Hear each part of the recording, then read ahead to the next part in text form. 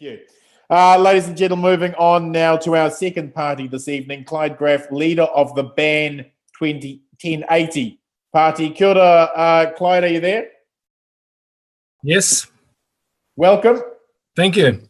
Your 60-second opening statement as to why this election is important starts now. The Ban1080 Party was formed about 3 years ago, and this is our first full effort at campaigning. Currently, around $100 million is wasted on contaminating our environment, poisoning animals and allowing them to decompose in our forests and waterways, and further extending that poisoning cycle. The Ban1080 Party believes that this is unacceptable. It's not clean, it's not green, it's toxic, and we have better ways of managing our wildlife and our rural communities in regard to managing and undertaking our wild animal management, to use that word management over and over. But basically that's where we are. Thanks. The Ban1080 Party is a one-issue party. Can you just give us a little bit more explanation as to why banning this poison is so important to you? Well, personally, I've been involved with filming, documenting, researching the aerial 1080 drops across New Zealand for the last 11 years with my brother Steve. We produced over 22 documentaries and films on the issue. Yeah. So we've seen what's going on out in the forests. We understand exactly the problems and the issues that we see. There's so many things wrong with it. For example, animal welfare. Thousands of deer are poisoned every year. Hundreds of thousands of other animals, small animals, pigs, pets, people's pets all across the country, dogs, etc. The poison's extremely indiscriminate on how it works. At the current rates, and this has just been released, and I've only just picked up on it recently, and it's based on the government's, the government owns the factory that imports the poison and distributes it into the bait forms. And this currently spreading at 2 million kilos, 2 million kilos of 1080 bait across our forests and waterways. That's enough poison to kill over 50 million people every year. Now, we always believed it was around the $20 million mark, but the 20 million people mark. But that information now that we've got this last month shows that it's over 50 million. So with what that means, I don't know, but it's extremely toxic and it's going out into that environment. There is no antidote with 1080 poison, and it's also dropped directly across all the waterways at the same rate as the land areas. Now, for example, in the Hunua aerial poison drop, I have the flight charts, they're called toxin flight charts. They show exactly where the helicopters spread the poison, where they drop it. And as for the Hunuas, it went through all the waterways that feed into you Aucklanders' water supply, into those dams. The dams were excluded, but all the water that went in and all the forests were poisoned at the same rate as the land areas. So this is the sort of cavalier attitude with these poisoners, and it's the government agencies that are doing it. And you ask, well, why would they do that? Well, it's quite simple.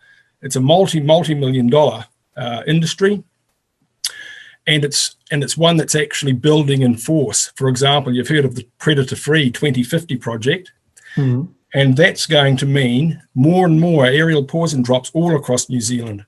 And incidentally, the national government just this year took away the ability of aerial poison drops to go ahead without being subjected to the RMA regulations. In other words, they can just go ahead and do aerial drops wherever they like without public consultation, public feedback, and without having a resource consent to drop directly into the waterways. Why do people vote so passionately for the 1080 Party? I mean, as a political person, I've gone out and met many different types of people in different types of parties, but it's always struck me that 1080 people are very passionate and also quite angry about what they see as poisoning. What is it that drives your members? It's a very, very good question, and there's a very, very good answer. And that is because these people are on the front line. It's people that are living on the farm edges. They've had their pets or stock poisoned. They've seen the deer come out onto their properties and die. They've had to write out or sign the confidentiality agreements to be paid out for their losses, etc. These are people that have lived in the forest. They've experienced the bush life. They love it. We all love the forest. We love our bird life, and we do love the deer as well. I don't mind saying it, but we are experienced in seeing what takes place in the forest, the things that people don't see when they're in the cities, that we see the baits in the waterways. We see the dead animals dying in the waterways and in the forests. This is the thing I think that a lot of people don't appreciate or understand about the Ban1080 Party. You are very environmentally focused, aren't you? Absolutely. Now, look, I would just like to. How much time have I got left? Because I can speak. You've got another minute, my friend. Oh, okay. Well, look, here's the thing. Our latest policy is currently there's $100 million wasted, as I said earlier, contaminating our environment and poisoning animals in an inhumane way. The Ban1080 Party would like to see that money redirected into communities, rural communities, into training, into increasing trap networks, into increasing backcountry accommodation. We want to employ people in the rural areas. We want to use humane, targeted pest, or we call it wild animal management, because in our opinion, they're just wild animals. Mm-hmm. We want to focus the attention where it's needed. However, another policy that we've got is that the national government, for example, has allocated $40 million into local pest control community stuff, right? They've promised 40 million. We'd like to see that 40 million redirected and put into a bounty. So we've got 100 million that's currently wasted on aerially poisoning and killing possums. Another 40 million that the government's now promising back to local pest control. We want that 40 million to go into a bounty, a $10 bounty per possum and a $25 bounty. This is for the first year, a trial, $25 bounty for every ferret mustelid.